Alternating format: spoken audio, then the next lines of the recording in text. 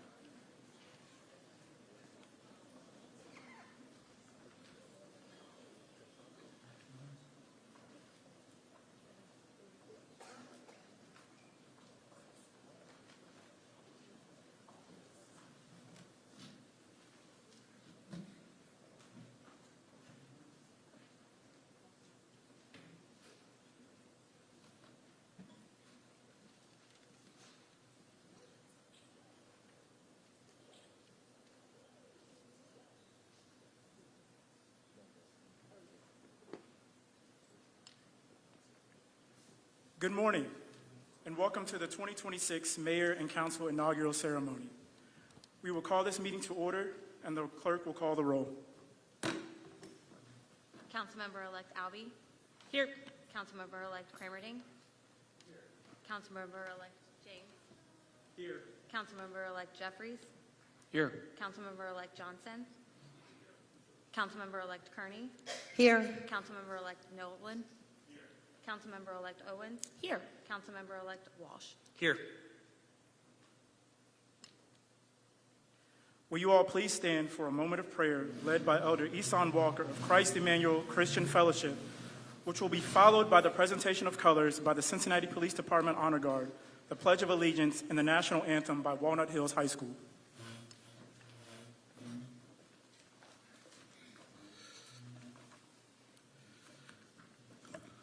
Good morning. There we go. Congratulations to our new council and mayor and all the city's leadership here. I am Christian, and I will be praying from that tradition today. However, I do know that we are a diverse community, and I invite you to pray as you see fit this morning, okay? Gracious and holy God, we gather today in gratitude for your faithfulness and hope for the future of the city of Cincinnati. We thank you for this moment of peaceful transition and democratic trust, and for leaders who stand before us called to serve, to steward, and to lead. Lord, your word teaches us to whom much is given, much is required. So we ask that you grant our mayor, council members, and leaders wisdom that is steady, courage that is grounded in conviction, and humility that keeps them close to the people that they serve. Give them eyes to see every neighborhood, every family, and every citizen with dignity and worth. Strengthen them to pursue justice relentlessly, peace without complacency, and righteous leadership for the common good. We pray for a shared commitment to compassion, fairness, and truth. Where there is division, let reconciliation take root. Where there is despair, let hope rise. Where communities have been overlooked, let resources and opportunity abound. Bless the workers, the elders, the children, the entrepreneurs, the faith communities, the educators, the public servants, and every person who calls Cincinnati home. May this administration govern with integrity, equity, and love for thy neighbor. And Lord, remind each of us that leadership is not only held in office, but lived out in our daily lives. Make us partners in the work of justice, builders of communities, and caretakers of one another. Today, we commend these leaders into your care. Guide their decisions, guard their hearts. Let righteousness and mercy walk with them every day of their service. We ask all of this in the name of your Son, Jesus. Amen.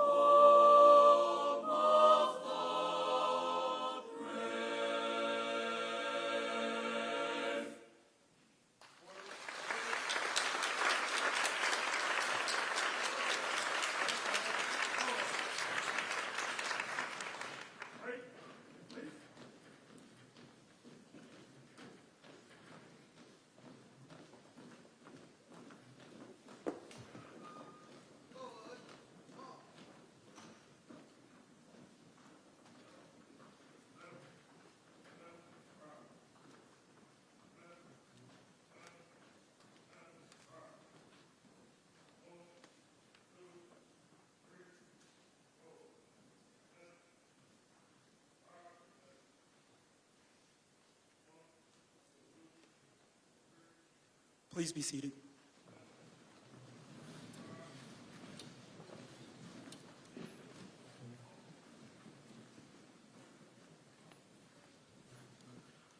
Madam Clerk, have you received confirmation of receipt of certification for the election of mayor-elect and council members-elect? I have received the certifications. Madam Clerk, have you received the successor designation certificates for the council members-elect? I have received all successor designation certificates. Will you all please stand as I introduce to some and present to others Mayor-elect Aftab Pureval, who will be administered the oath of office by the Hamilton County Clerk of Courts, Pavan Parikh, along with remarks.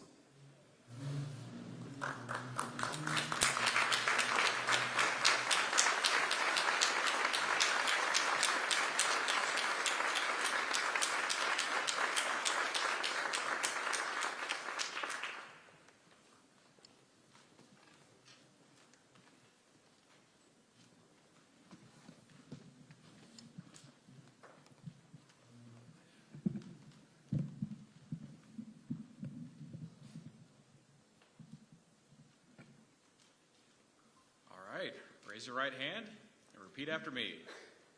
You too, Robbie. I state your name. I, Aftab Pureval, Do solemnly swear do solemnly swear that I will support the Constitution of the United States that I will support the Constitution of the United States and the Constitution and laws of the State of Ohio and the Constitution and laws of the State of Ohio and the Charter and ordinances of the City of Cincinnati, and the Charter and ordinances of the City of Cincinnati, and that I will faithfully discharge and that I will faithfully discharge my duties as mayor my duties as mayor of the Council of the City of Cincinnati, of the Council of the City of Cincinnati, to which I have been elected, to which I have been elected, according to the laws according to the laws and to the best of my ability. and to the best of my ability. Congratulations, Mayor.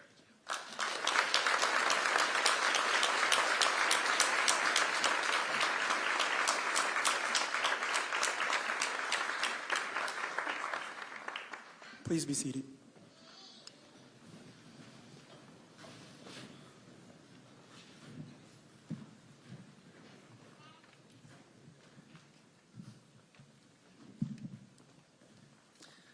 My fellow Cincinnatians, good morning. It is the honor of my life to have served and to continue to serve to be our grand city's mayor. But as is true for all of us, I didn't do this alone. I want to first and foremost thank my family who is here, as you all saw. My wife, Whitney Whitus, who sacrifices so much of herself for our family and so that I can pursue my dream.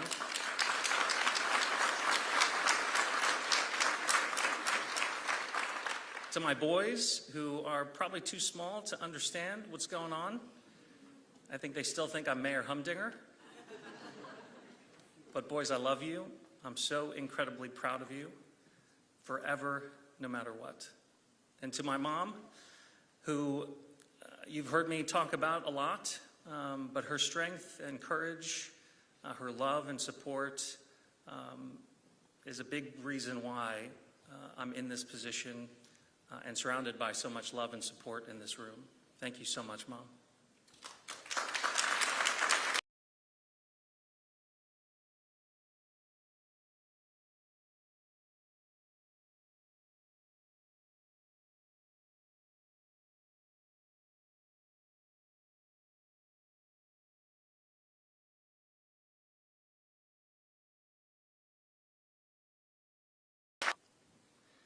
Over the last 2.5 centuries, that strength has been tested, and it has been particularly tested this past year.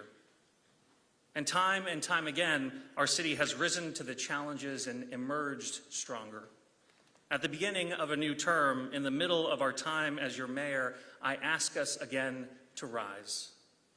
With momentum at our back and uncertainty on the horizon, we must rise to chart an ambitious design for our future, to be more focused on what's right for Cincinnati in the generations to come than what's politically expedient.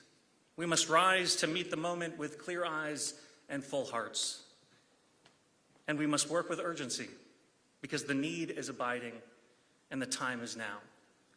We are proud of all of our accomplishments over the last 4 years, from changing systems to create more affordable housing and disrupting poverty through new and innovative programs, to leading us through the economic fallout of the global post-pandemic economy and securing our infrastructure future by making bold choices. But too many Cincinnatians still struggle to find housing.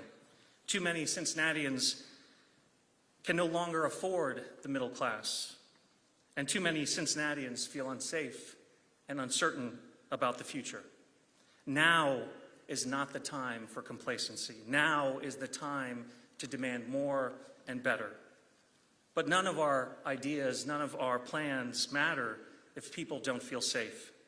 Public safety is and will continue to be our central focus, but 2025 was a challenging year. And that is especially true when it comes to crime, to the safety our residents rightfully expect. As we speak, our community is mourning the loss of an 11-year-old child.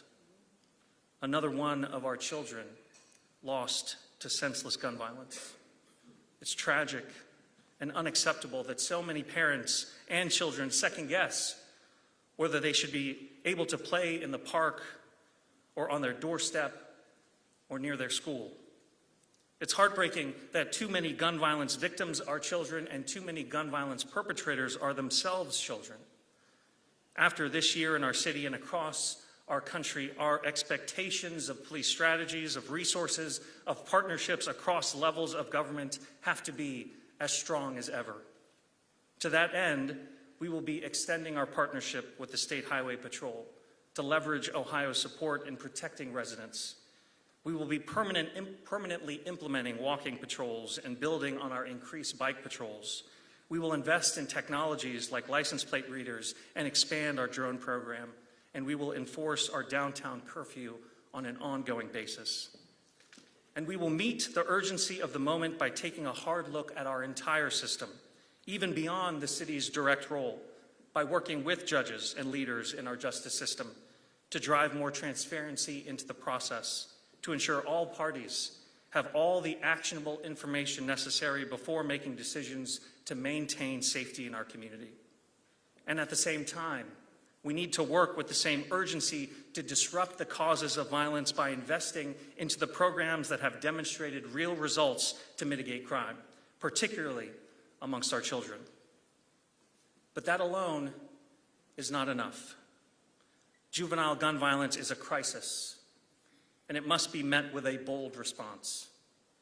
In the next 60 days, we will put forward a proposed earnings tax increase for Cincinnati, targeted toward public safety and disrupting poverty, which is the root cause of so much of the youth violence.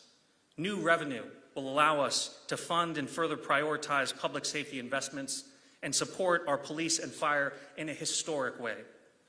But it will also empower us to invest in affordable housing, catalyze neighborhoods that have not shared in our growth, and support programs that will help build our minority-owned businesses and other priorities. Taken together, it will allow us to address public safety concerns today and in the future. It's never easy and it's never simple to bring new taxes to our residents. But this is something I believe we must do. And this council has the credibility to make difficult decisions to secure the financial future of our city, to deliver the essential basic services like snow removal, pothole fixing, and trash pickup our residents depend on. We have to make sure our fiscal house continues to remain in order. This administration and council made difficult and necessary decisions to ensure the resources are there for public safety and basic services. We have made landmark progress on the capital side of our budget with the sale of the railroad. And now we must do what is necessary to ensure we have the resources to fight crime and grow our city by addressing our unfunded pension. The Futures Commission report highlighted this challenge, and we have been working diligently on a solution. We will be announcing a path forward on this issue this year so that we can stabilize our city's fiscal health, so that we can safeguard resources for basic services, and we can make good on the promise that we've made to our city employees. Given the work that we have done to reimagine our convention center, bring new businesses to our urban core, and grow our population, the secret is out. Cincinnati has the potential to be our country's next destination for entertainment, world-class art, and business. But to continue the progress and ensure we all share in the growth, that we also need to continue rethinking how development gets done in our city. Now that we have restructured our zoning code, we need to leverage the tools at our disposal, like our debt tools, bonding, our process for renewing and deploying TIF districts throughout our neighborhoods.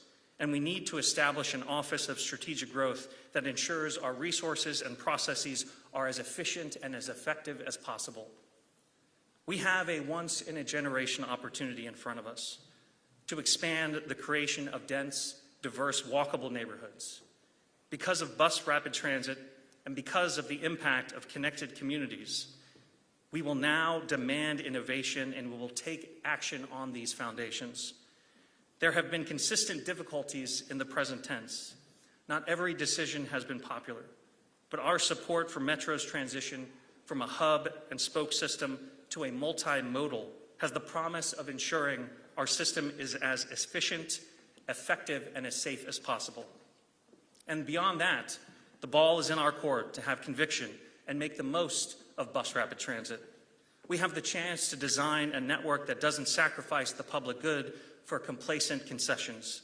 There are trade-offs on every street, in every business district, but it's a must that we both listen to community concerns and remain laser-focused on creating a bus system that decreases car dependency, encourages affordable development along bus lines, and fosters more vibrancy among neighborhoods across Cincinnati. We all win when that happens, especially when it comes hand in hand with an agenda to improve affordability. While economic factors outside our city are impacting us, we have to do everything we can to stabilize the costs where we are able. Recently, energy prices have been increasing at a rapid and unsustainable pace, in part due to the expansion of data centers that inequitably pull on our power grid. To fight back, we will expand upon our nationally recognized solar capacity, transforming 65 acres of unused land at the old Center Hill landfill into 10 megawatts of solar. We are also actively pursuing new policies to highly scrutinize the effect of any potential data center on costs in our city, as well as implementing a comprehensive review of our building code to find reforms that improve both construction costs and building efficiency. In addition to energy prices, we will expand the work that we have seen significant results from to change the landscape of our housing in our communities.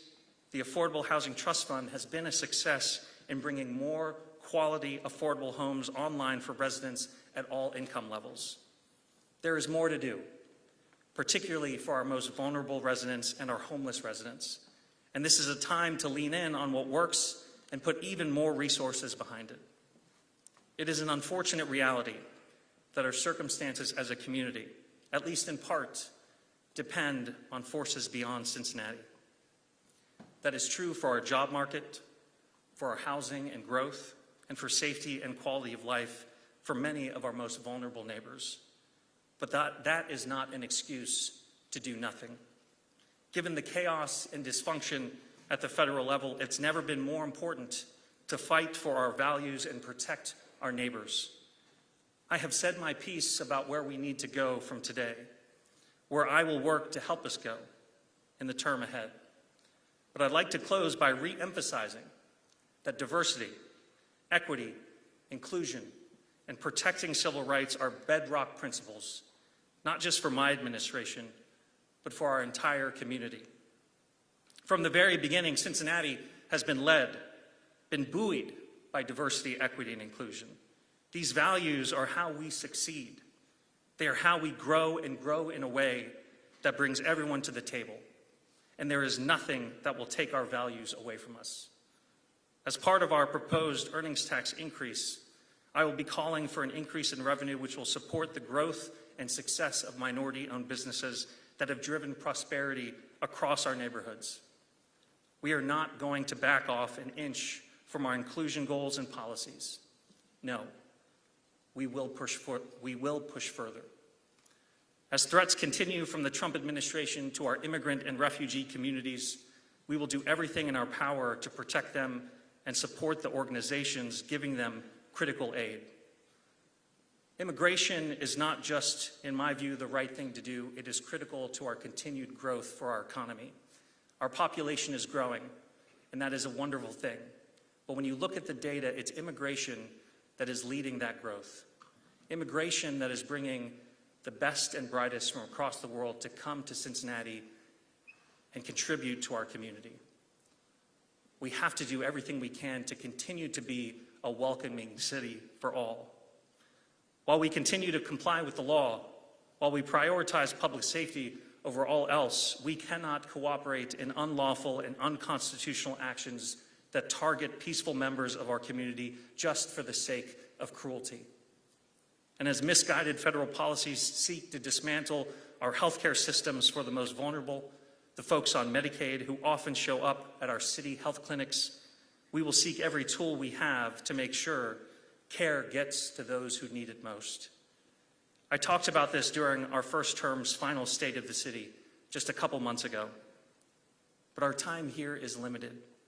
That's true for me, for our colleagues being sworn into council shortly, for the countless dedicated city employees who work day in and day out to make Cincinnati run. We cannot and we will not let our window of opportunity go to waste.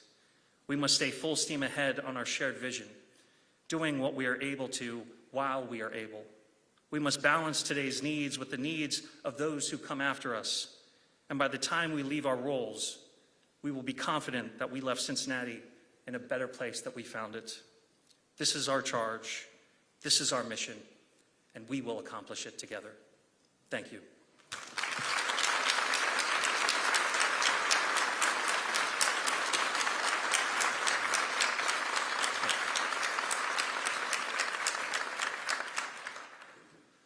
Bodhi and Rami, you did great. I was really worried about that. Great job. You guys are excused unless you'd like to stay. Up to you. Thank you. We will now have the oath of office administered to each member-elect, along with brief remarks. We will start with Councilmember-elect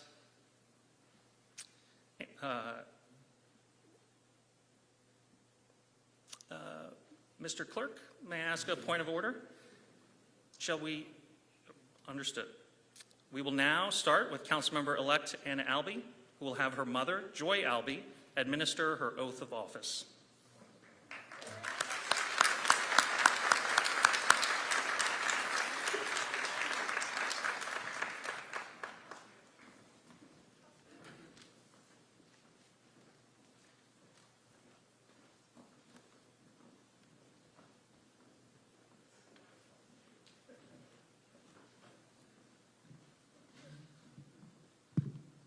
All right, Miss Anna, raise your right hand. Okay. I state your name. I, Anna Albee, Do solemnly swear do solemnly swear that I will support the Constitution of the United States of America that I will support the Constitution of the United States of America and the Constitution and laws and the Constitution and laws of the State of Ohio of the State of Ohio and the Charter and ordinances and the Charter and ordinances of the City of Cincinnati, of the City of Cincinnati, and that I will faithfully discharge my duties as, this is the wrong one. council member. Council member. And I will Anna Albee, faithfully yeah. discharge my duties as Yes, council member Yes, to which I have been elected to which I have been elected according to the laws and the best of my ability. according to the laws and the best of my ability. Congratulations. Thank you.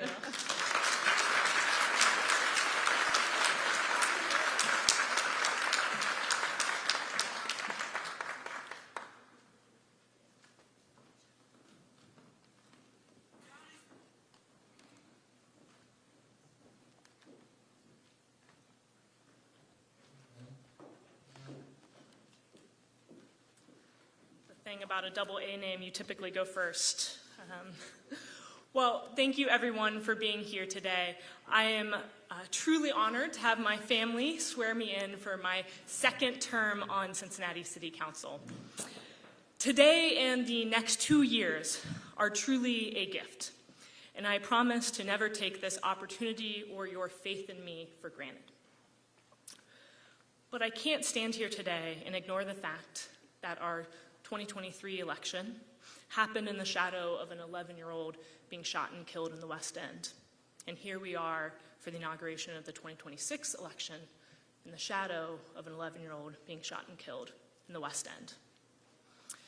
It is a heartbreaking reality of this country that kids aren't safe playing outside their homes because gun violence is everywhere.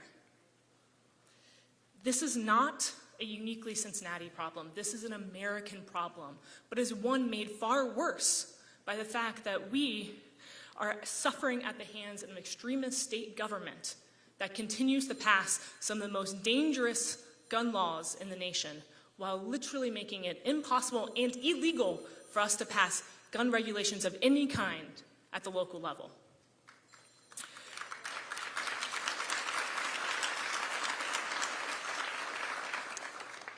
So, here I stand, heartbroken for our community, but absolutely furious that we live in a country where the gun lobby has so infiltrated state and national politics that there are lawmakers and politicians who can see the devastation happening in our community every day and simply call it the price of freedom. But I am not defeated. This council, this mayor, the city administration, we are not defeated. Frankly, this city is not defeated. There are so many people across our entire city who are working tirelessly to tackle gun violence. In fact, many of those people are in this room today. So if you can grant me this point of order, I would like to ask those folks to stand up so we can give them a round of applause. I will call names. Rodney, I saw Rakaia's here standing up. Moms Demand Action folks, please stand up. Mitch, I see in the back, Emily Z, thank you. Thank you all. Thank you. We owe you all a debt of gratitude. More importantly, we all owe you our best, no matter if we're up against this terrible state government. In fact, that is why when the state sued us for passing a safe gun storage law, we shifted. We moved to doing voluntary out-of-home gun storage to offering free gun locks not only at every police station, but every library in the county. And we're even giving out free gun locks during Bengals tailgating now. This is why we spend millions on community-led programs to provide kids safe spaces and safe adults to be with. It's why we have tripled the number of affordable housing units while still providing rent assistance and access to a lawyer if you end up on the eviction docket. We also provided property tax relief to help keep people in their homes, because we know ultimately a safe community is one where there is economic independence and empowerment for all, where every resident can afford their basic needs. That's why I'm proud this council and this mayor, we have prioritized tackling poverty head on with our financial freedoms. Those include forgiving medical debt for 1 out of 3 Cincinnatians, over $220 million of debt forgiven. We're also providing child savings accounts for 150 preschool-aged children and seeding those accounts with over $500 each. And a project I am most excited about for my first term, we are providing 200 families $100 a month to spend on their groceries and delivering those groceries straight to their front doors. But the work does not stop here. We must continue to shape the Cincinnati of tomorrow. We've seen the damage left behind by previous city leaders who literally bulldoze neighborhoods. So it is the task of this council and this mayor to rebuild and grow our city. Because I love our city, and I'm proud to say that I want more neighbors. We have set an audacious goal of building 40,000 new housing units over the next decade. That includes housing of all kinds, at all income levels, all across the city. Because in order to make room for new neighbors, we must build more housing to ensure current residents are not competing for space against our new community members. Because when there is limited housing options, the predatory landlords and institutional investors win, and none of us want that. So we must be bold, and we must be intentional in our efforts to provide more housing options across the board. Now, This past year has had some difficult moments, both locally and at the federal level. And frankly, I expect 2026 to be just as action-packed. But I challenge myself and my colleagues to remain steadfast in our commitment to make the hard decisions to bolster a stronger, safer Cincinnati. So thank you to everyone who worked so hard and provided me this opportunity to be here today and be part of this work. Thank you to my friends, my volunteers, my supporters who worked hard to get me reelected. Thank you to my staff, Isaac, Alyssa, Maddie, Faith, Kwaya, and Joshua. And of course, thank you to my family, both near and far. There will never be enough words in the dictionary to express what your love and support means to me. So thank you. And I guess what I need to do now is get back to work. Thank you, everyone.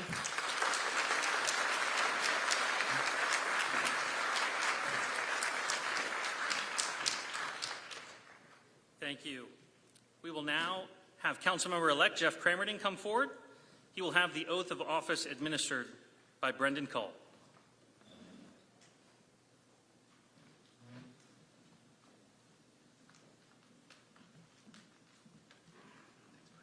More purple for you.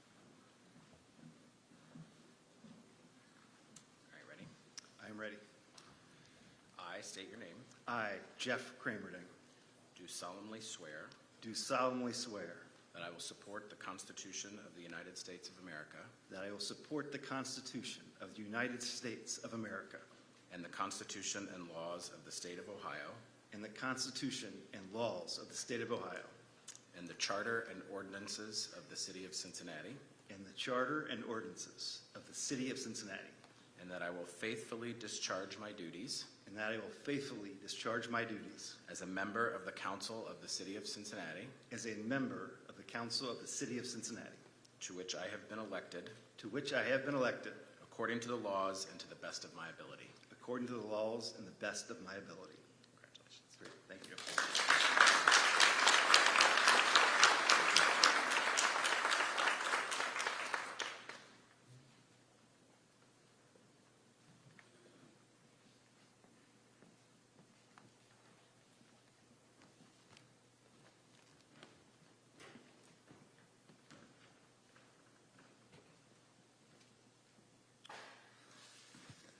Thank you, everyone, for being here.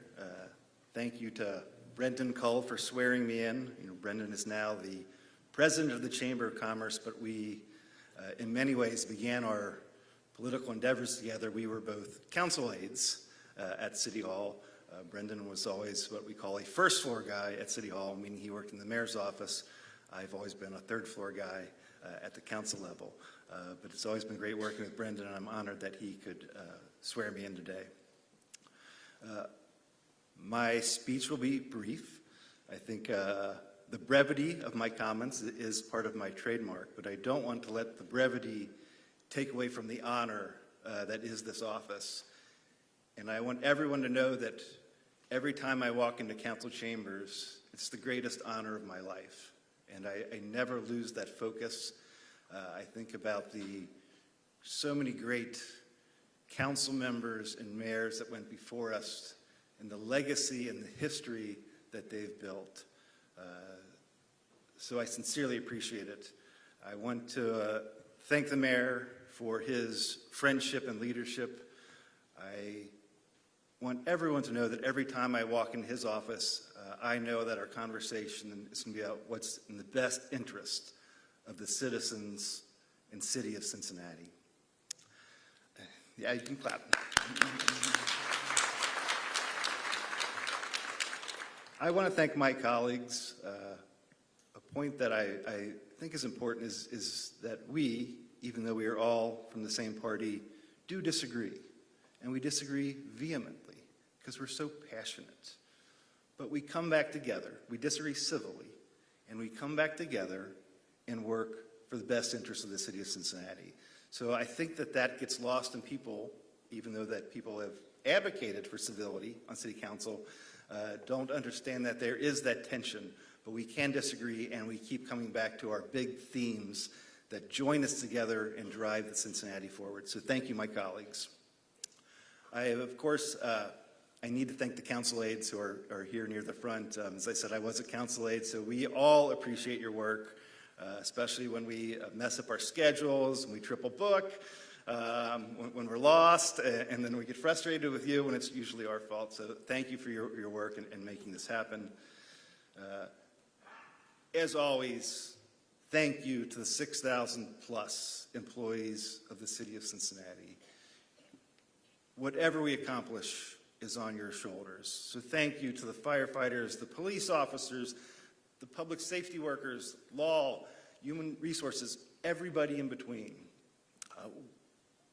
What we accomplish is because of you, and I hope you appreciate our support, because I and others, this administration, this mayor, we value you, we realize how important you are, and that's a focus when we go into council. So I hope you feel it, and thank you so much. Yeah.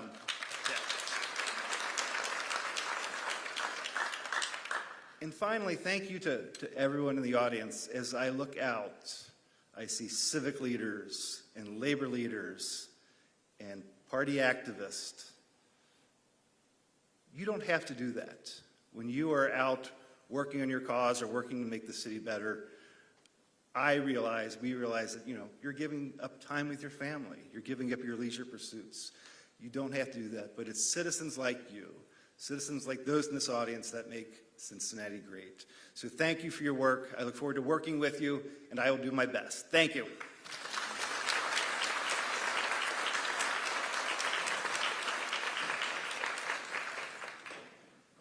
Thank you, Mr. Cramerding. We'll now have Councilmember-elect Ryan James come forward. He will have the oath of office administered by his mother, Giselle James.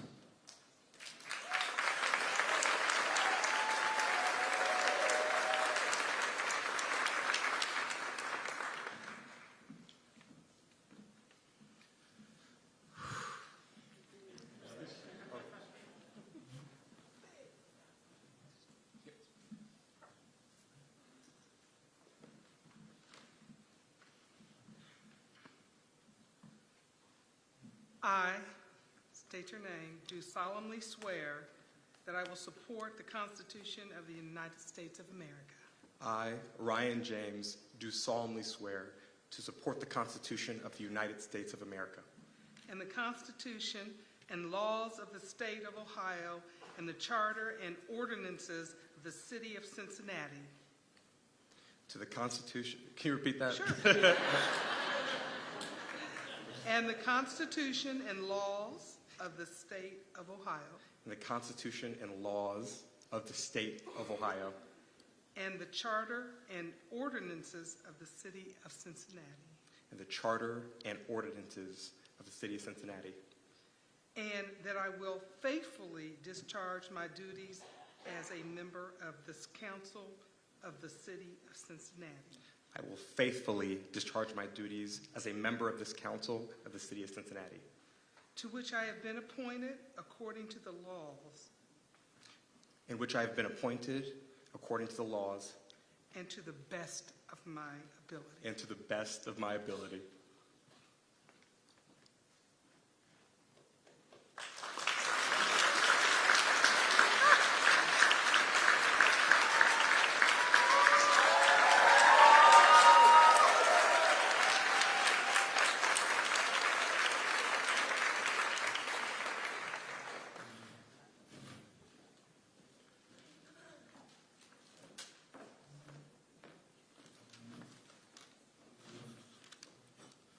All right, thank you so much. My name is Ryan James. I'm the new guy. I have so many people to thank in this process. First and foremost, this election, this tremendous honor has nothing to do with me. First, I want to say thank you to my amazing friends and family and my partner.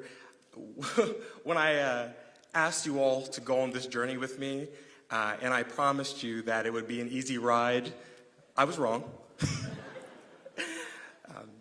But thank you for being my backbone and my love and my joy. And, you know, when I walked into this process, I knew there would be so many structural challenges, based off me, my identity, my role in politics. I know this is an arrival for me, but I didn't expect how challenging this would be personally and emotionally.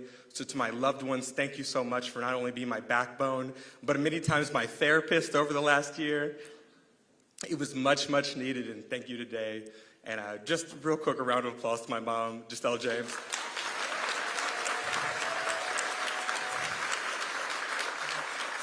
Everything good in my life is because of that woman seated right there.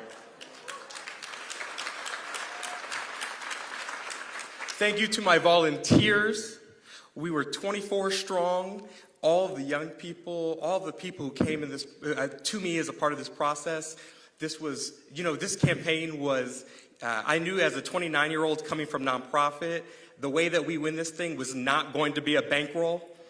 This campaign, anyone who was on the inside knew that this was stuck together with spit and duct tape. But one belief that we are all a part of one Cincinnati and not 52 divided neighborhoods. Thank you so much to our volunteers. I mean, there's not enough words. Thank you so much to my transition team. Thank you, Matt and Maya and Marcy, who will be joining me in the office. We're excited to continue to make history and continue to break records as a member of City Council. So thank you for your effort to this point and the next 2 years, which I'm sure will have some tumultuous journeys. But it wasn't just spit and duct tape, right? We all were glued together by the shared belief that Cincinnati is worth fighting for our families, for the people we love. But we all were united by one same stressor, and it was an economic pressure that was building. Worsening economic conditions, the same dollar stretched further and further, rent rising, utilities climbing, groceries costing more, people doing everything right and still falling behind. We were crazy enough to believe that you can win an election in a simple manner. You talk to people one at a time. We knocked 10,000 doors as part of this process. Thank you. But knocking doors is a matter of knocking, leaving literature. It's about talking to people one at a time, listening to their concerns, their needs, their points of pride in the city that we all love. Conversation after conversation, making sure that in each one of these encounters, we're listening more than we're talking. Mom, I called you when I decided to endeavor into this process. Admittedly, it was a bit bullish. I didn't think that, I had the resources to become an elected official, but I knew economic conditions were worsening and we had a message to send. I told you that we're not going to have the most money, we're not going to have the biggest coalition. And you said one thing to me that stuck with me throughout this entire process, and you said, "Who cares?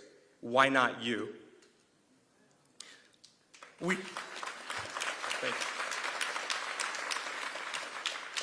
I don't come from money. I don't come from a family of tremendous power. I'm certainly not one of Cincinnati's most well-connected. When I started running, those facts made me deeply insecure. I was running, and to be honest with you all now, I feel like I can be transparent. I didn't know if we were going to win this thing. But what you said stuck with me throughout this entire process. But I did have a why. I did have a mission. I know what it's like when systems fail and you are made to feel invisible. I know what invisibility feels like. I grew up in a family whose home was foreclosed on. We moved to an apartment. Mom, you told me we were moving to a skyrise apartment across town. It wasn't a skyrise, it was a one-bedroom, but we made it work. I remember the electricity being turned off in that apartment because we didn't pay the bill. I know what it's like to live in a neighborhood where buildings sit vacant for years, where litter piles up, and graffiti just becomes part of the landscape. And it feels like no one is paying attention to you. And if you talk, no one is there to listen. That's the change I want to be in Cincinnati City Council.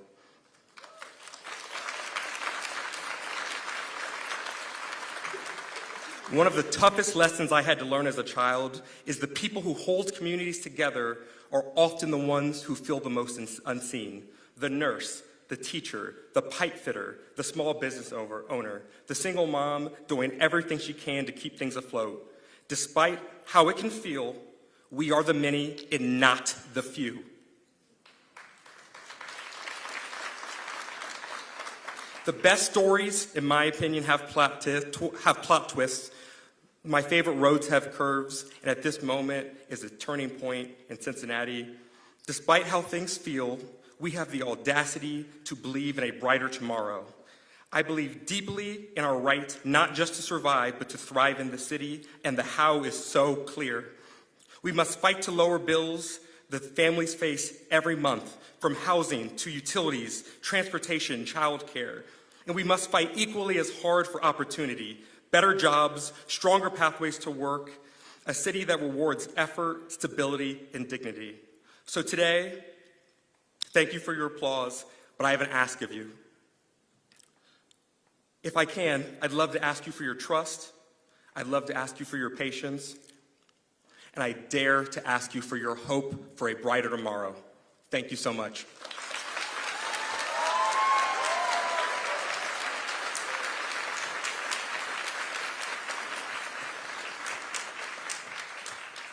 Thank you, Mr. James. We will now have Councilmember-elect Mark Jeffries come forward. He will have the oath of office administered by Judge Dante Johnson.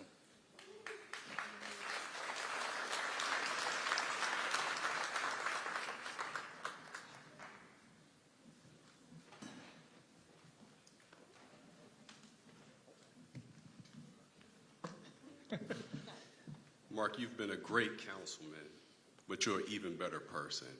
I'm glad to have you as a leader in our community, and I'm proud to call you friend. Congratulations. Thank you. Please raise your... You can clap for him, it's all right.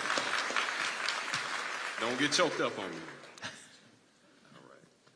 Please repeat after me. I state your name.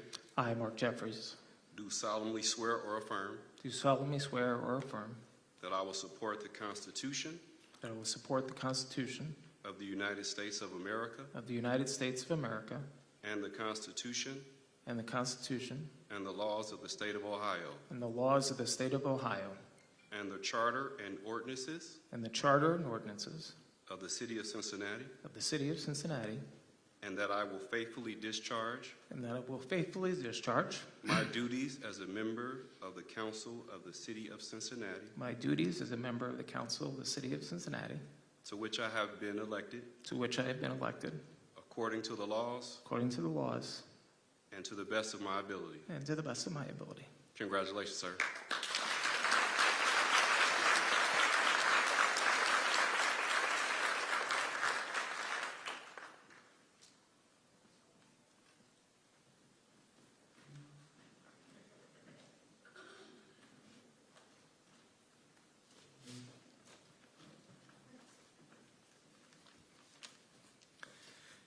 Thank you, Judge Johnson.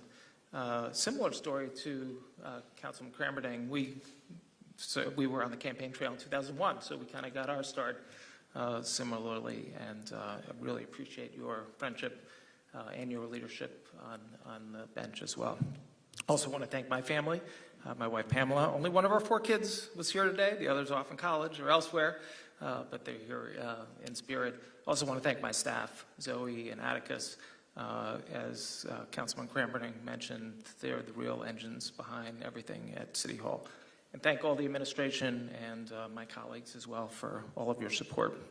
Most importantly, the people of Cincinnati for entrusting me with your support, which I do not take lightly, as my staff knows. Apologize for the 4 a.m.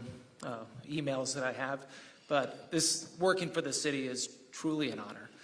It's an honor to wake up every day and serve this city. And for me, what's clear from the campaign and over the last several months, I've undertaken a task of walking all 52 neighborhoods. About 250 miles in, I think I need some new shoes. But meeting people, residents at their homes and small business, one thing is clear, and is that people want the same thing, and my colleagues have touched on this. But being able to have a quality, healthy, safe home, live in a safe neighborhood, free of litter, blight, vacant buildings, have access to good schools, good childcare, have a good paying job. It's pretty simple. And what Cincinnati's want is no different than most Americans, just a shot at living the American dream. And the American dream has never been about guarantees. It never was for me. My why, I was a working class kid on food stamps, worked my way through college as a laborer, and I never forget that. It's how I made my way through college and worked my way up to be an executive at P&G and stepped away from my business full-time to serve on council. And I never forget those roots, because for me and for so many, the American dream is about opportunity and the belief that if you work hard, you play by the rules, you can get a fair shot at living a good life. But we all know that not just here in Cincinnati, but for a lot of people around the country, my colleagues have talked about the forces beyond our control. It's a lot farther away than it should be. Not because of lack of effort or ambition, but because the barriers have piled on over time. With housing, the average first-time homebuyer now, average age is 40 years old. People are being priced out of housing, they're being priced out of renting, and that is one of the things that we have to tackle. Crime, my colleagues have mentioned, is down, but for the incidents that happened, including a few blocks from here, it is shattering lives and shattering dreams. Families are squeezed, as Councilmember James, welcome, by the way, I love everything you talked about, by energy and transportation and childcare. There are 4,000 fewer childcare slots in Southwest Ohio than 2020. That means people do not have access to childcare. And for the 500,000 kids per year who are poisoned by lead, paint, educational employment opportunities are cut short to no fault of their own. For Cincinnati to be what we expect, a growing, vibrant city, we must address these barriers so Cincinnati becomes the best place in America to achieve the American dream for everyone in the city. And that's how we grow and we thrive. And that means a few things. Public safety. It all starts with public safety. Staffing police, fire, supporting our public servants who serve with professionalism, removing blight, vacant buildings, graffiti, all the things that contribute to lack of feeling of safety. Make sure that safety is not a privilege of geography. Safety is the foundation upon which everything else is built. Second, removing the barriers to quality and affordable housing. Housing costs are not too high because people want too much. They're too high because we don't have enough homes. The solution is we need to build housing of all kinds, single family, multifamily, missing middle, affordable, market rate, every single kind. And as my colleague mentioned, pursue the big audacious goal of 40,000 new units in 10 years. And I'll be proposing a new proposal to build income-restricted housing on anytime we build a new city building. You build a rec center, you build a firehouse, you build a police station, we should be building housing on top of that. It just makes sense, and it makes economic sense as well as enabling more housing. Third, as the mayor mentioned, on energy, the work that this administration has done on the solar array in Winton Hill is phenomenal. 1,200 homes will get lower bills as a result, all enabled by the Cincinnati Green Bike that we envisioned and pulled together over the last year, which is having a meaningful impact on the cost of people's energy bills. Much has been made also around transportation. Transportation remains a barrier for folks to achieve the American dream, and we've talked about bus rapid transit. We need to complete the crown. We need to complete bus rapid transit, but even go further to connect all major regional job centers so people can get to jobs, education, and opportunity. And we need to continue to push for Amtrak, come into Ohio, expanding our rail, connect to the rest of the state. Fifth, we must stop using children as lead detectors. Today, we are removing lead paint after one of those 500 to 1,000 kids per year gets poisoned. This is unacceptable, and it must end. The science is clear. Lead poisoning from paint or anywhere, but particularly paint is the big issue, means less education, lower lifetime wages, and higher rates of incarceration. The solutions are known. The cost of doing nothing far exceeds the cost of fixing the problem. Ending lead poisoning is going to be one of my top priorities in the next term. Finally, we must create opportunities through work. That means Cincinnati residents should benefit directly from our growth. Having city-owned buildings being built by out-of-town workers doesn't benefit them. The programs like the Building Futures program are creating pathways to the building trades, good-paying jobs with dignity, but we need to continue to push to make sure all of our residents have a pathway into the middle class. And all of this is about building the scaffold. Thank you. Thank you. Brian Griffin, AFL-CIO. All of this is about building the scaffolding for people to climb. The American dream is not a solo climb. It must be supported by family, strengthened by community, and yes, enabled by government. Government that does a job well, government that is respectful, practical government, government that clears obstacles instead of creating them.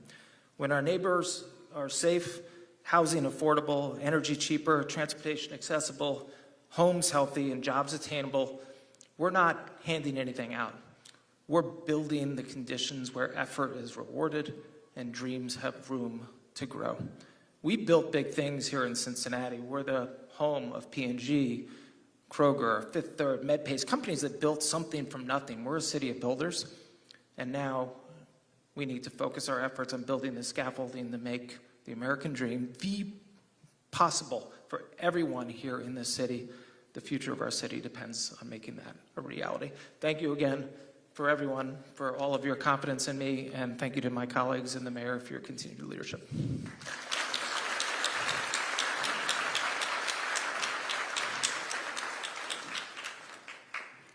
Thank you, Mr. Jeffries. We will now have Councilmember-elect Scotty Johnson come forward. He will have the oath of office administered by his brother, Bobby Johnson.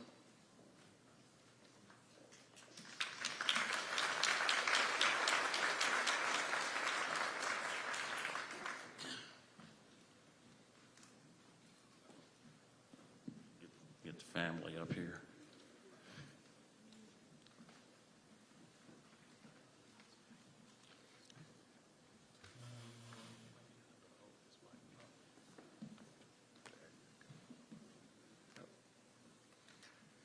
We'd like to say, Scotty, we're extremely proud of you, what you've accomplished in these years, and we love you, man.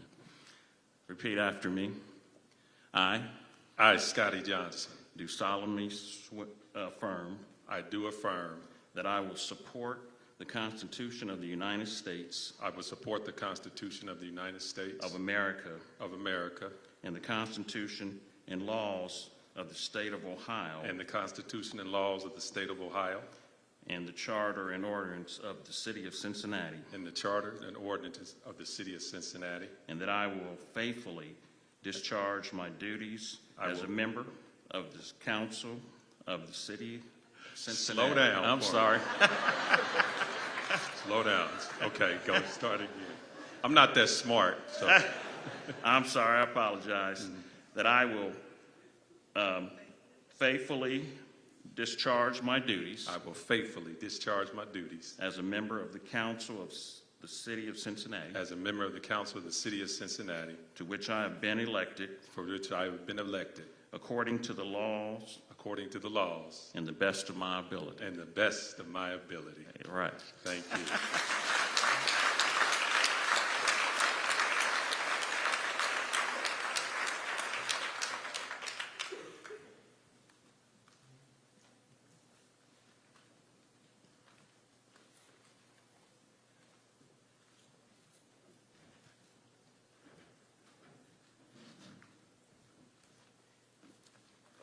Let me start by saying, Cincinnati, thank you. Thank you for believing in me and giving me a third term to serve you as a member of Cincinnati City Council. Thank you very, very much.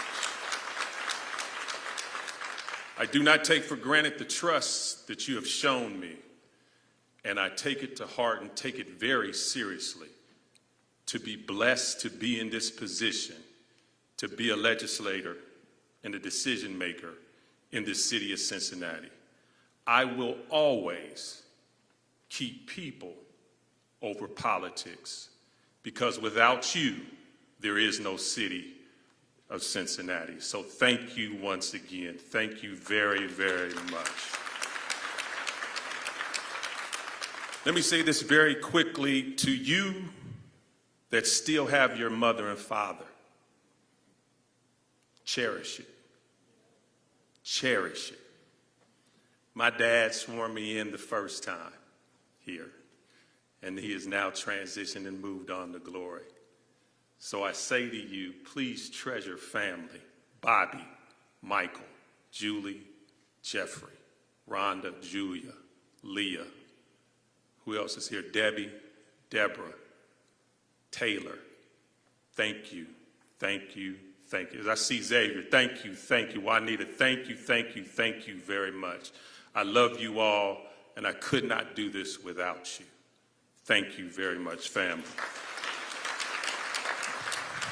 Treasure your mothers and fathers, because when they're gone, it's tough. It's tough. So mom and dad, thank you, thank you, thank you for the love and support that you've shown me over the years. The Word of God in Ecclesiastes tells us that a three-chord strand is not easily broken. Number one, community. That includes the business community. That includes Cincinnati Public Schools. That includes our youth. That's the first strand. Number two, this amazing city administration and our amazing city employees. Thank you for what you do and all you do. Give them a round of applause, please.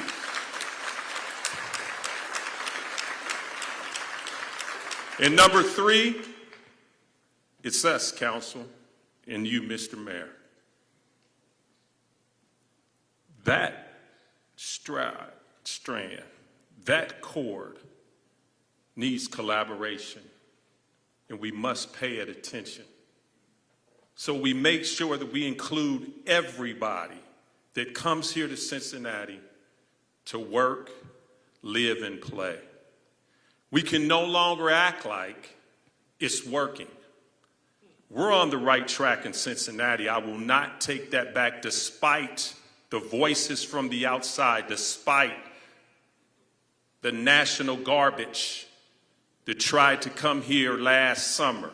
Cincinnati is on the right track.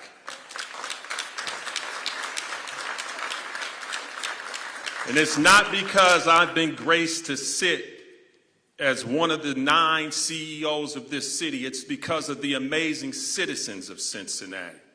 It's because you are dedicated and you love this place we call Cincinnati. It's because we will never allow an outside narrative to dictate who we are and how much we care one about each other. Is every I dotted and every T crossed? No. Are we walking on water? No. Do we have work to do? Yes. But I can say, beyond a shadow of a doubt, I know the hearts of these people sitting among you. Do we always get it right? No. But I know the hearts of the people that are trying to serve you. That three-chord strand is something we must embrace. We have to make sure it is working.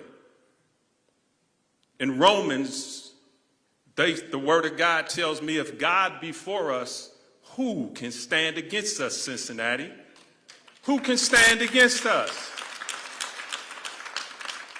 We as a city have to get back to making sure that God is the focus of everything we do. And when we do that, we will see a different Cincinnati. We kind of went off the track last week, and nobody can ignore, and it's already been said, the death of an 11-year-old in the park playing is completely unacceptable. But here's that one, number one of that strand. I'm challenging you, community. You know something. You know something. Say something. Queenie and her family deserve justice. The city of Cincinnati deserves justice. I'm not politicizing the death of a child. I never will do that.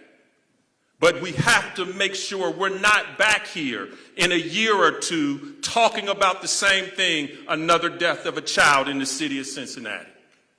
We are better. We can do better. And we got to be unconventional to try new, innovative, different things to make sure we don't continue to get the same results. If God be for us, there's nobody that can stand against us. We have to make sure that everything we do is laser focused on making sure God is the center of it all.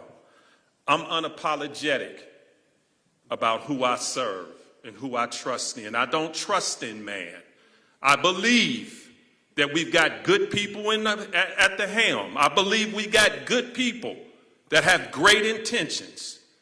But my trust is in the Lord.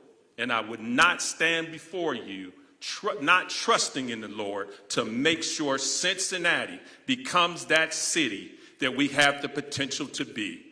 One of the worst things you can have is wasted potential. This city has too much potential, and we are going to get there with your help and all of us coming together, collaborating, working together tirelessly to make sure we reach our potential. I'm going to leave you with number 6. The Lord bless you, Cincinnati. The Lord keep you, Cincinnati. The Lord make his face to shine upon you, Cincinnati, and be gracious to you, Cincinnati. The Lord lift up his countenance to you, Cincinnati, and be upon you, Cincinnati, and give you rest in peace. Thank you very much.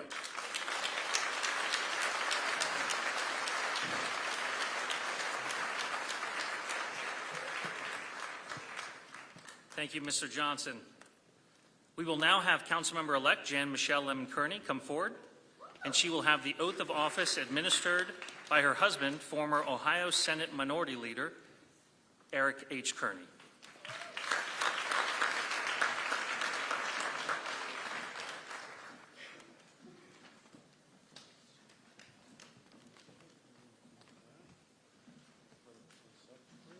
Ooh, I'm sorry, sir. Okay, your name again? Yeah. Okay. Please repeat after me. I, State your name.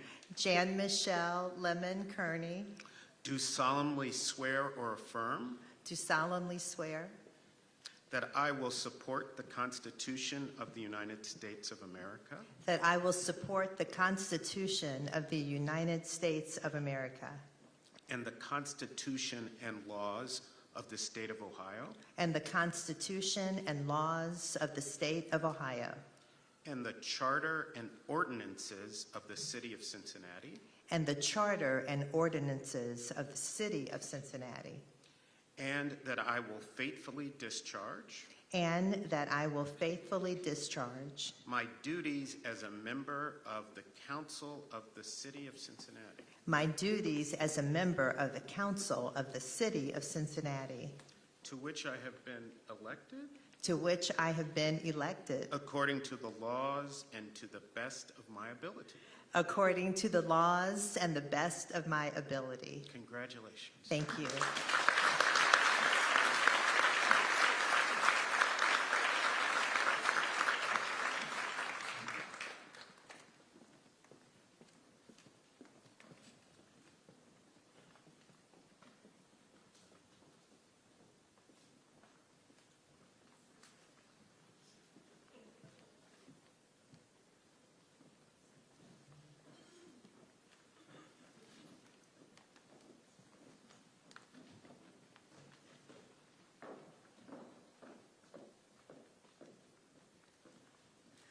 Good afternoon, everybody. It's officially noon, so good afternoon. I am just so filled with gratitude, so many people to thank. Let me start by thanking my family, my husband, Eric, my children, Celeste and Asher. Asher, you can thank him. He's at home in bed with the flu. I told him he cannot come and make you all sick. My daughter's out of town, and my aunt, Dr. Murtis Powell, is here. Thank you so much for being here. My friends and other members of my family, my staff. Vanita's here. Alex is homesick as well. Sister Kelly's over here welcoming you. I see my former interns, Anthony and George, are here. And then, members who of my non-staff, but my team. So Tiara, Rodney, Derek, Mitch, all of you, Sue, thank you so much for working with us day and night to really make things happen. I thank the mayor. Thank you so much for giving me the honor of being vice mayor of this fantastic city. I just love you all so much. And most of all, thank you, the people of Cincinnati. Whether you voted for us or not, we are here working for you always. And I am so proud of you, our great city. We are the greatest city in the world because of you, the best people ever. It's kind of funny, like people say to me, like, what do you do when you start feeling down and discouraged? I go to community council meetings. I go and see all the wonderful people in this city who are working hard behind the scenes. Some are out in front, some never get a thank you, but working hard to make all of our 52 neighborhoods wonderful, to make our city the best it can be. And I'm so grateful. I always leave inspired and energized and ready to get back to work and always in good spirits. And so I just really thank all of you for your work and know that it's because of you that we are moving forward. We've had a lot of accomplishments. I won't start listing all of them. You know that this council has created more housing than any other council. One of my colleagues mentioned building futures, with the AFL-CIO and the building trades that the Urban League is doing for us to really create good union jobs, good paying jobs with benefits for people many of whom have been homeless, underserved, struggling, lifting people out of poverty. We've created a lot of jobs in this city. We also are number 2 in the country for turning vacant office space into residential housing. And so we have that and so much more to be proud of, really moving forward. But also, that we have challenges. And the challenges depend on all of us working together because, this council, this administration, our wonderful 6,000 employees of the city of Cincinnati, and all of you, we don't run from the hardships. We don't run from the challenges. We tackle them and face them head on. We still are a tale of two cities. We still have disparities where zip code determines lifespan, in some cases by 20 years. And we've got to bridge those gaps. We've got to bridge those gaps. We have gaps in health and wealth. Let's talk about poverty. We know that the rate of poverty in Cincinnati is too high.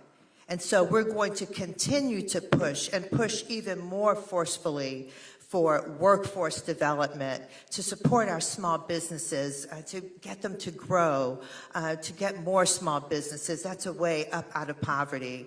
We're going to continue to push for economic opportunity for everybody so that everybody gets a chance to rise up out of poverty.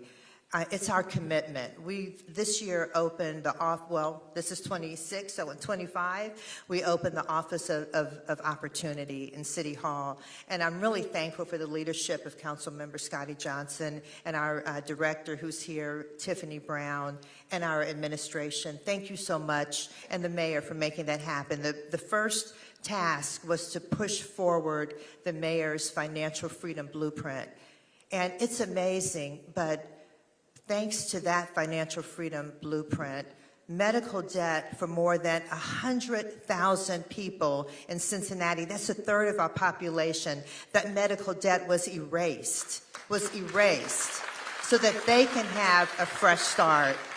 And that's just the beginning. There's so much more work to do, and we are just really excited about that. You know, another challenge is homelessness. We can't ignore it. That is a crisis that we're facing. My colleagues have talked about building more housing. We're building it, not fast enough. We're pushing for that, all income levels, all across the city, and being intentional about low and moderate income housing so that our families will not be unhoused, and so they can afford to live in their neighborhoods, afford to live in this city, and that's so important. And so we continue to push for that and to be very, very intentional about it. You know that 10% of our Cincinnati public school children face homelessness, and so that's something that we cannot tolerate, and we are working, we're continuing to work so that we have more housing, more affordable housing all across the city. So important, and I'm really thankful for my colleagues and all of the work we're doing in that area, and that we will continue to do, and to even do more of, do it with more fervor, with more urgency, with your help and your support. Gun violence, yes, we are facing a crisis of gun violence in this city. We face that crisis honestly, knowing that we have a lot more work to do. Some work is being done, but we have to be innovative. We have to look at what aren't we doing? What are other cities doing that's actually working? We have to get away from this mentality that, you know, this mentality of scarcity, that if this program gets funded, this one won't. If I get the money, you won't. If I get to step out in front, you're going to be in back. We have to get away from that mentality and support each other and work together for the good of the city. That is so important. And finally, our youth. We have to fill our youth with hope. We have to let them know that they have a bright future, and we have to give them the support and resources to get on that path of success. Never, ever give up on our young people. And together, thank you. Together, we will accomplish all of this because we don't run and hide. We work together. We move forward together. And I know that with all of you working with us, we're going to make this happen. Cincinnati, we are going to turn it up. Junta Juvent, strength and unity. So let me ask you, are you ready to turn it up? Are you ready? All right, I love you. Let's go. Thank you.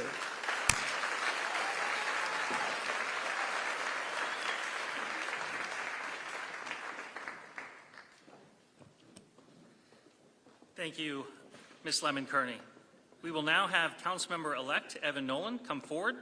He will have the oath of office administered by his father, Gregory M. Nolan.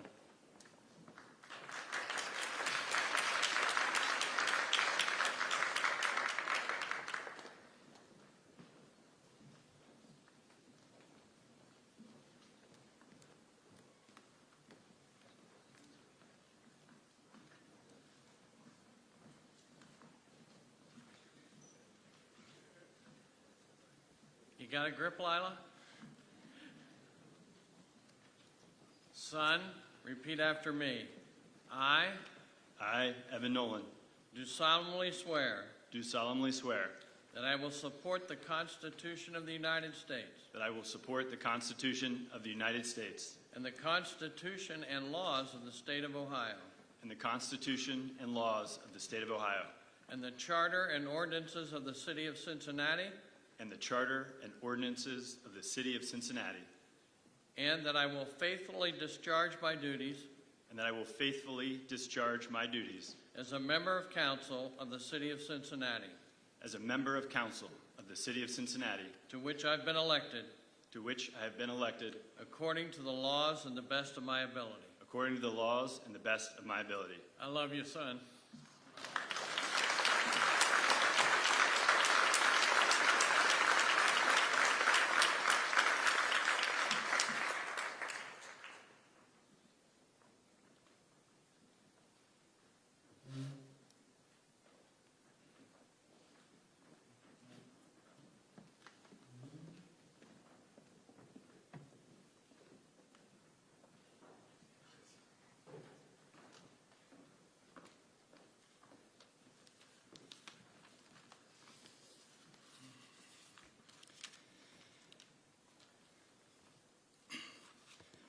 Thank you, God, for giving me the strength to get out of bed this morning.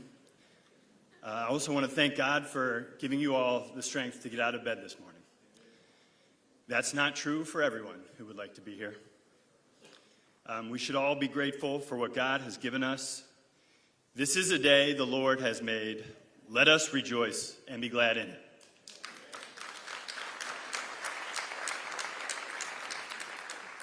I couldn't let Councilmember Johnson be the only one preaching today.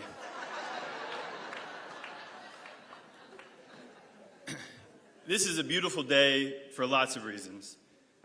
First and foremost, if you have kids in Cincinnati Public Schools, it is the first day back to school. After what felt like 67 days off. And look who gets to skip school on their first day back. As a first-time candidate, I have a lot of people to thank, so bear with me. I'll use my time today to thank those folks. First, Lisa.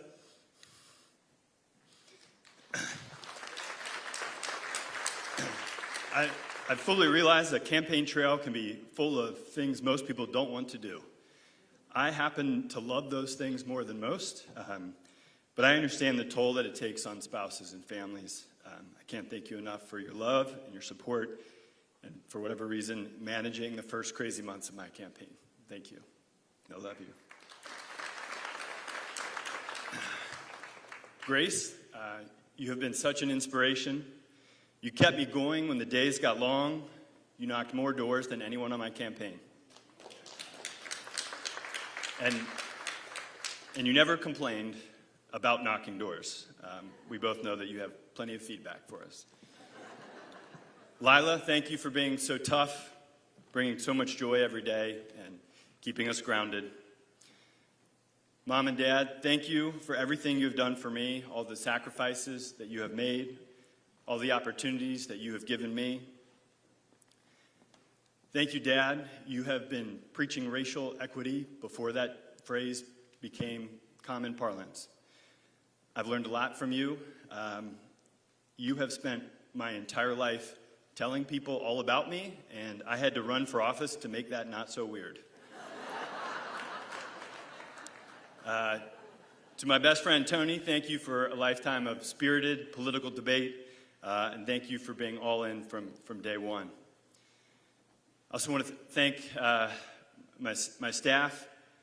Gus, I know you're here somewhere. Thank you for providing a soft landing with your relentlessly comforting grin and your savvy guidance through my first few months at City Hall. Beck and Elijah, thank you for taking a chance on me and making it so fun to come to work every day. I look forward to getting to work on everything we've set out to accomplish starting later this afternoon. I also want to thank all the folks on my campaign staff.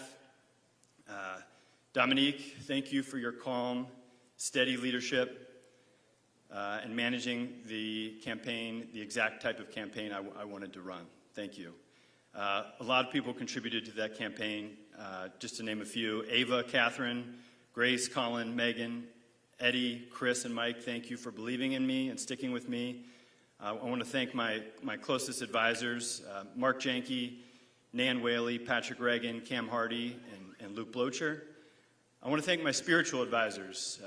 My pastor, Adam Franchek, is here, and Pastor Nick Burnett for your spiritual guidance along the way.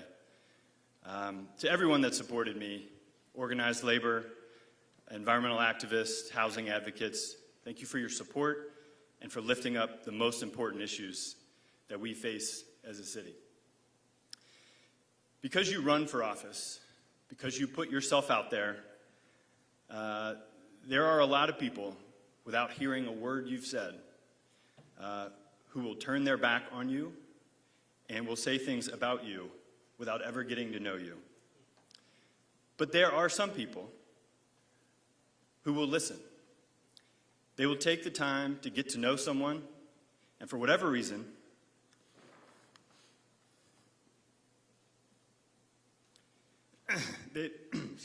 they decide, I like what this person has to say, and I want to help. So I want to thank Shawnees Lewis, Coach Jonathan, and Juanita Clark for being an inspiration on my campaign. Thank you.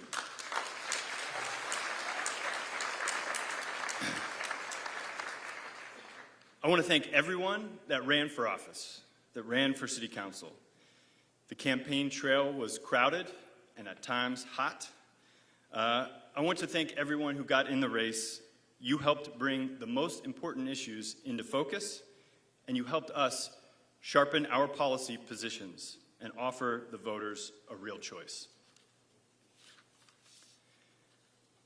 I want to thank the voters for putting their faith in us to steward this great city, for giving us this incredible opportunity to serve. Your message was loud and clear, and I know what I need to do next. I love this city. I want to make the most of it, the best of it, for every single person in this city, whether you voted for me or for us or not. I love it so much that I also want to share it with others who don't live in this city, people who are visiting, or people who may be looking for a friendly place to call home. We have something special here. I really believe that, and I think you do too. And we can't keep it to ourselves. We must share it. I campaigned on growing this city and growing this city more equitably, to make this city more welcoming for every resident who lives here today and for anyone who wants to call this city home. I have some fairly elaborate policies behind those two themes, which I won't get into today.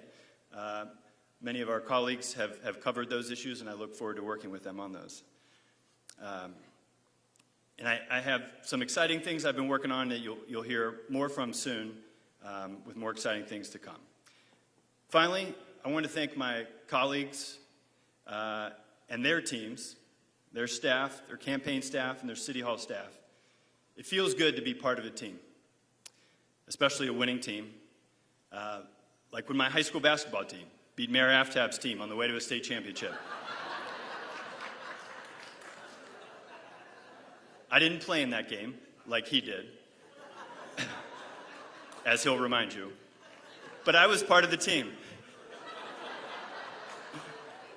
We shared a mission and a common goal, win or lose. We worked our tails off. I'm so honored to be a part of this team with Mayor Aftab at the helm and my fellow council members, everyone who works in City Hall, and all 6,000 dedicated employees who work for the city. Every one of you has put way more into public service than you will ever get out of it. I believe we are all here for the right reasons, and I look forward to getting back to work with each and every one of you. Thank you.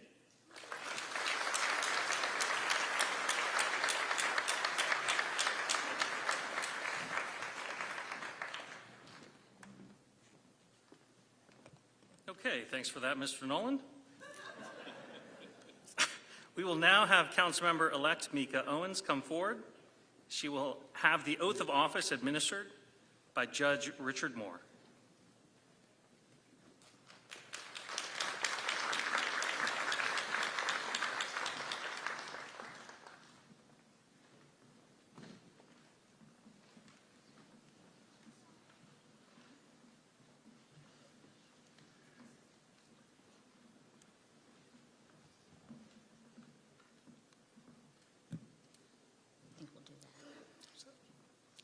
I state your name. I, Mika Owens, Do solemnly swear or affirm do solemnly swear that I will support the Constitution of the United States of America that I will support the Constitution of the United States of America and the Constitution and laws of the State of Ohio and the Constitution and laws of the State of Ohio and the Charter and ordinances of the City of Cincinnati, and the Charter and ordinances of the City of Cincinnati, and that I will faithfully discharge and I will faithfully discharge my duties as a member of the Council of the City of Cincinnati, my duties as a member of the Council of the City of Cincinnati, to which I have been elected to which I have been elected according to the laws and to the best of my ability. according to the laws and to the best of my ability. Congratulations. Thank you.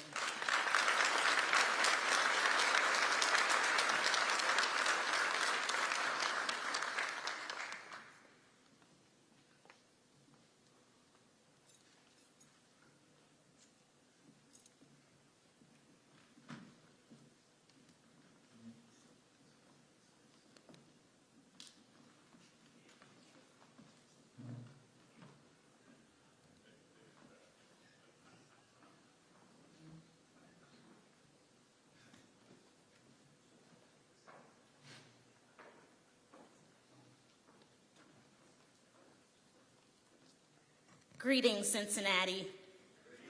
Thank you, thank you. I am standing before you my third time at this podium, and I am extremely honored and filled with gratitude. So thank you, and it's only appropriate to start with that. Thank you to Mayor Pureval for your leadership and your direction, to my colleagues, City Manager Long for getting it done, my friends, my family, and my supporters. Thank you for being here today, celebrating not with just each of us, but with our whole city, this incredible city on this amazing day. Your love, your steadfast commitment, your patience, your belief in our city's future make this work possible. And to the voters, thank you. Thank you for entrusting me once again to serve. It has been an honor to be your councilwoman over the last 4 years, and I am deeply humbled and eternally grateful to have earned your trust once again for my third term. When we began this work, the world was uncertain. City Hall was reckoning with the repercussions of the COVID-19 pandemic, and we were all trying to understand what a post-COVID Cincinnati could and should look like.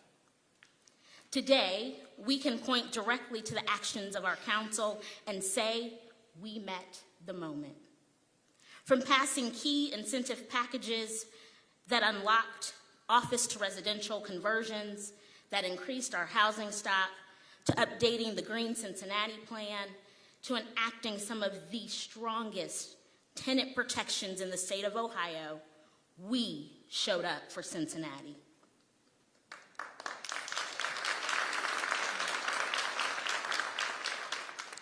Many of us stand here today as returning members of council with a clear message from the electorate. Through hard votes and difficult conversations, Cincinnati has told us that they have the trust in us to move this city forward. They have affirmed their belief in our shared vision for this region. In 2025, I often said that we are at an inflection point halfway through the decade. A decade already defined by intentional, meaningful growth. We revitalized our downtown convention center. We became a national leader. We positioned Cincinnati as a leader in equity and in climate action. But the work is not finished, and it cannot stop here. I believe the list of responsibilities for elected officials should never get shorter, and it certainly doesn't. But somewhere in this city, someone needs us to show up to meet their moment. That moment may be helping with rent or property taxes. It might mean getting a building permit approved. It might mean ensuring the trash is picked up or that roads are plowed. It also means thinking bigger. More housing, driving economic development along transit corridors, and continuing the momentum in all 52 neighborhoods. Cincinnati, our entire region, is uniquely positioned to lead into the 2030s.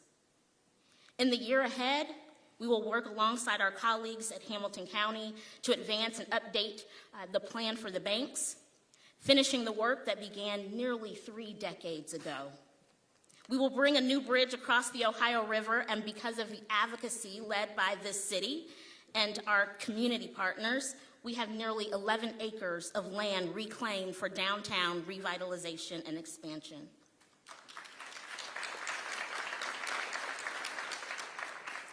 We will implement bus rapid transit and transform connectivity across the region. Give that a hand clap.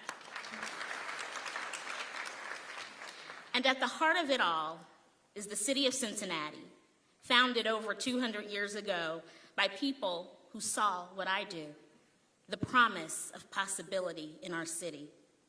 Today, we are entrusted with carrying that vision forward. And I look forward to standing alongside every resident of our city and our region as we continue this growth with intention.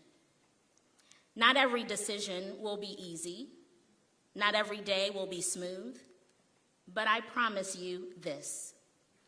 I will always fight for the issues that affect people's daily lives, from housing conditions to air quality to transit access and affordability, from the cost of living, human services, the arts, snowplows, and everything in between. It is my greatest honor and my intention to serve this city for everyone who calls Cincinnati home, who comes here to work, to play, or just passing through. And with that, Cincinnati, I'm looking forward to 2026. Thank you.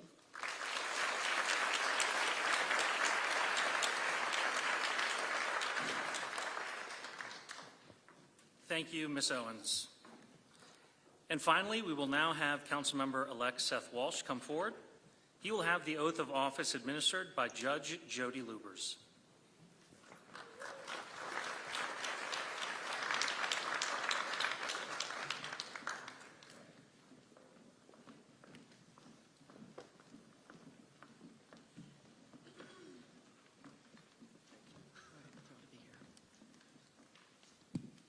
Okay, I just want to say a couple things. Mr. Mayor Pureval, congratulations. Very proud of you. Happy to have you leading the city again. Vice Mayor Lemon Kearney. Vice Mayor Lemon Kearney, so proud of you. Happy to have you lead the city again. To the rest of the city council members, I know you all, except for newbie, Mr. James. I'm really excited to see what you're going to do these next 2 years. But all of you, thank you so much for your service.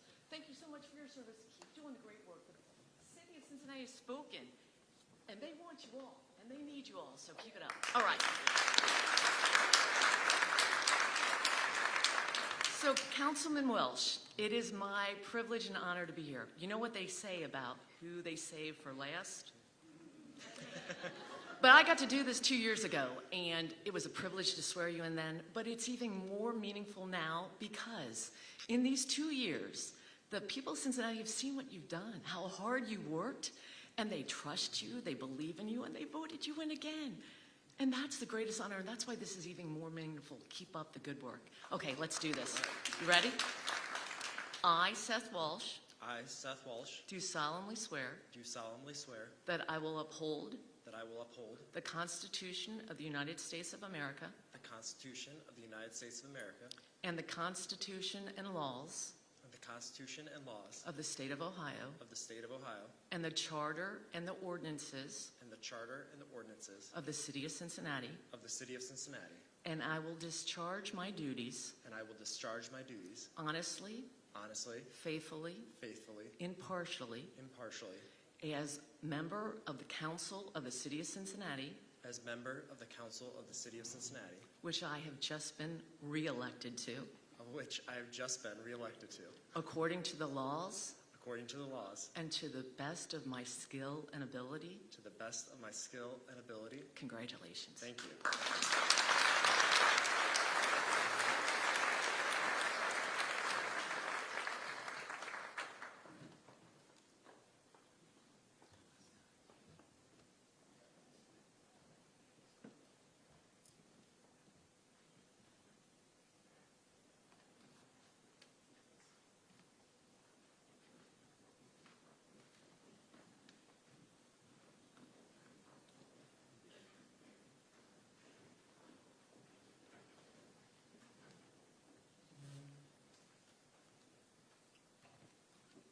For those of you that know me, if I don't eat between 11 and 1, I turn into a gremlin. So we got 9 minutes. Okay. Judge Lubers, Mayor Pureval, members of council, City Manager Long, my friends and family who have journeyed far and wide to be here, especially Damien and Elise, and my twin sister, Mary, who has finally shown up to prove that I was not lying all these years. And to my fellow Cincinnatians. Thank you. Thank you for the opportunity these last 3 years to represent you and our city as we push toward a better tomorrow. And thank you for granting me another 2 years to be part of that future. The weight is not lost on me as we embark on this new term. 2 years ago, I reflected on what it meant to be a visionary. I theorized that when someone was made what was once viewed as impossible, they became a visionary. So as I prepared for today, I once again reflected. And I reflected on my time in College Hill, where we were able to lead over $85 million in redevelopment. I reflected on how my success was made possible by the leaders that came before me. So today, I will reflect on the visionaries that came before us, long before us. Our city takes its name from the Society of the Cincinnati, veterans of the Revolutionary War who were granted land by the new republic for their service. Much of that land was here, including land given to George Washington himself. But the Society's deeper meaning comes from Washington's defining act, surrendering command of the Continental Army to the elected representatives of the United States. It echoed the Roman general Cincinnatus, who left his farm to defend Rome, then relinquished absolute power and returned home. In Washington's mirroring of that moment, our nation was founded. He showed that the power rests with elected officials and that it must be stewarded, not owned. The story often stops here, as if what follows is 250 years of inevitable genius. But that's not the case. When George Washington handed that sword away, he started a race to figure out what comes next. A race to self-govern. A race to build a country with no law, no government, no history. I've read so many biographies on this period, and it never ceases to amaze me. People, no different than those of us gathered in this room today, came together from across the country and created the framework for a government that still exists 250 years later. They debated. They challenged one another. They compromised. They made decisions.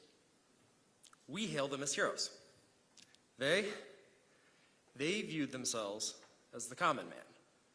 Farmers, merchants, lawyers. Imposter syndrome galore. They were probably scared out of their mind. But they got to work. They didn't let perfect be the enemy of the good. They let their beliefs and their courage be the guiding light for what they hoped would be a better tomorrow for themselves, their children, and their neighborhoods. On many fronts, they got it right. And equally on as many fronts, they got it wrong. But they had the courage to step into the arena. They had the courage to try. The courage to challenge what had been and look into what could be. I see this even today when I drive through our business districts and back to my old stomping grounds in College Hill. These places we now consider essential to Cincinnati were once just open land, waiting for its next chapter. Land that required someone to have the courage to say it could be more. Or it was buildings that had once lived another life, like the Murgard Lanes, a former bowling alley now home to affordable housing. Or where graders once sat across from the Hollywood Theater, now home to Patrick's Park and the yearly holiday tree lighting. So, to my colleagues, as we begin this new term, my challenge to you is simple. Find your courage, as those before us found theirs. We are here for a short time, entrusted with Cincinnati's future and responsible for its present. That means making decisions, leading the city, and it won't be easy. People will disagree, sometimes respectfully, sometimes not so much. But that's why courage matters. Like those of the Constitutional Convention, they didn't know the outcome. They only knew what they believed was right, and they acted. Cincinnati was once the 6th largest city in this country. A lack of courage and vision at the turn of the last century led to decades of decline. And the courage and vision at the end of the last 20th century brought the growth we see today. History is clear. Cities rise or fall on the courage of those entrusted to lead them. The work ahead is not easy, but it is our responsibility as elected leaders to use our time here to lead. To lead not just Cincinnati, but to show Ohio and this country what effective leadership looks like. To lead a growing city with housing for all, a rising skyline, a completed banks, a new arena, and Fort Washington Way capped. To lead a supported city where social service partners fill the gaps left by federal cuts, where the vulnerable are protected and every resident is valued. To lead a working city where job training connects people to opportunity, where businesses, large and small, are supported and our downtowns and main streets thrive once again. The future is not something we inherit. It's something we build. Thank you.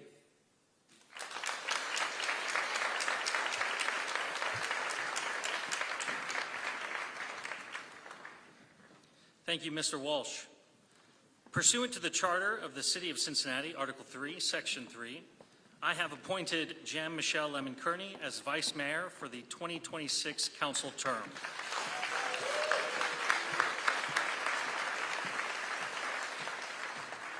We will now have Councilmember Jan Michelle Lemon Kearney come forward to have the oath of office for Vice Mayor administered by Eric H. Kearney.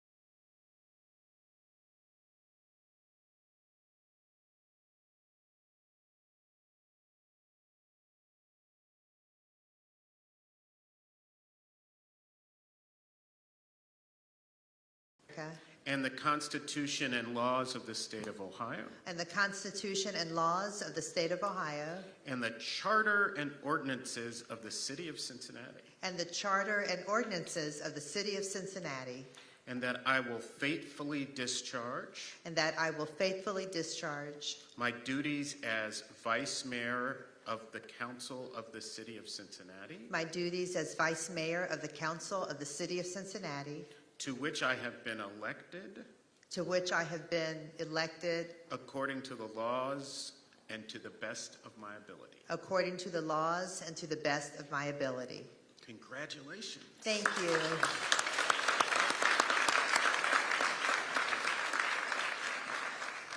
Great job, Murtis. Excellent.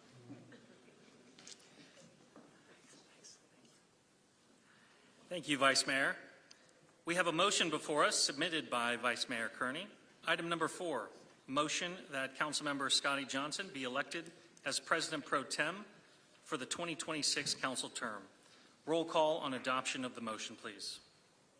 Councilmember Albee, Yes. Councilmember Cramerding, Yes. Councilmember James, Councilmember Jeffries, Yes. Vice Mayor Kearney, Yes. Councilmember Nolan, Yes. Councilmember Owens, Yes. Councilmember Walsh. Yes. It passes. Congratulations, Mr. Johnson.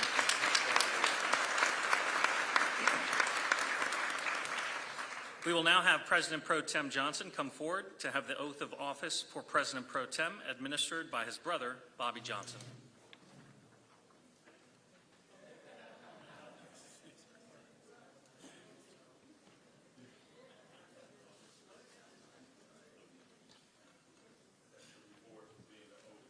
Okay, we'll do it slow this time.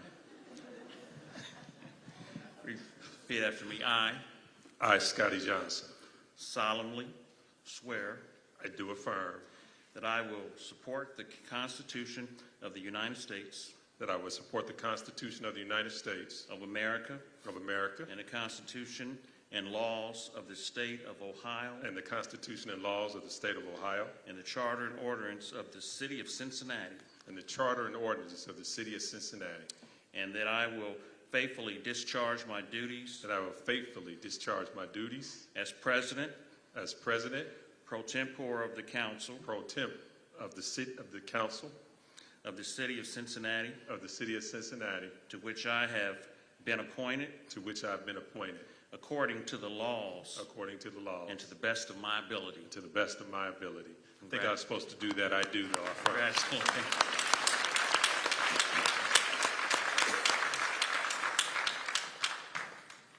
Thank you, Mr. Johnson. We now have a motion submitted by Vice Mayor Kearney. Item number 5 is a motion pursuant to Article 2, Section 5A of the Charter of the City of Cincinnati that Anthony J. Covington be appointed Clerk of Council for the 2026 council term. Roll call on adoption of the motion. Councilmember Albee, Yes. Councilmember Cramerding, Yes. Councilmember James, Yes. Councilmember Jeffries, Yes. Councilmember Johnson, Yes. Vice Mayor Kearney, Yes. Councilmember Nolan, Yes. Councilmember Owens, Yes. Councilmember Walsh. Yes. Congratulations.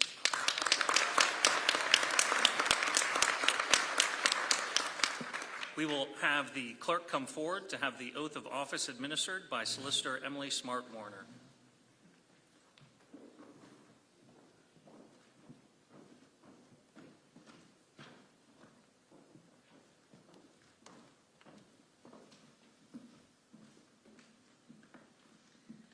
Raise your right hand and repeat after me.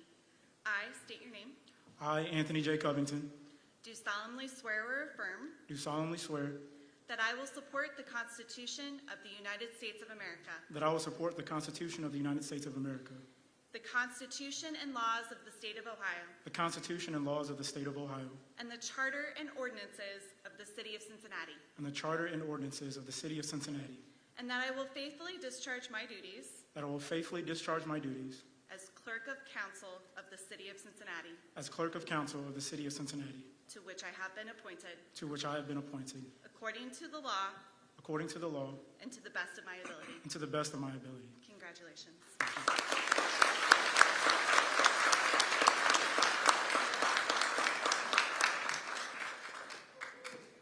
Thank you, Mr. Covington. We have another motion submitted by Vice Mayor Kearney, item number 6, a motion that Cincinnati City Council adopt the rules of council from the immediate past council as last amended until council adopts new rules or further revises those adopted today, excluding the following, which replaces Rule 10.2, Standing Committee in whole. Roll call on adoption of the motion, please. Councilmember Albee, Yes. Councilmember Crammerding, Yes. Councilmember James, Yes. Councilmember Jeffries, Yes. Councilmember Johnson, Yes. Vice Mayor Kearney, Yes. Councilmember Nolan, Yes. Councilmember Owens, Yes. Councilmember Walsh. Yes. Our final motion submitted by the mayor is item number 1.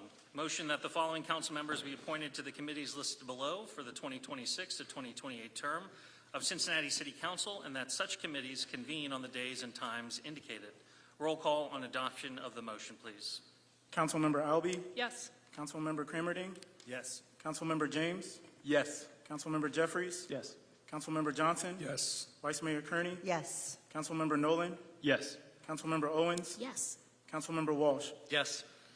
Thank you. We will now have another selection by Walnut Hills High School, followed by a closing prayer led by Elder Isan Walker.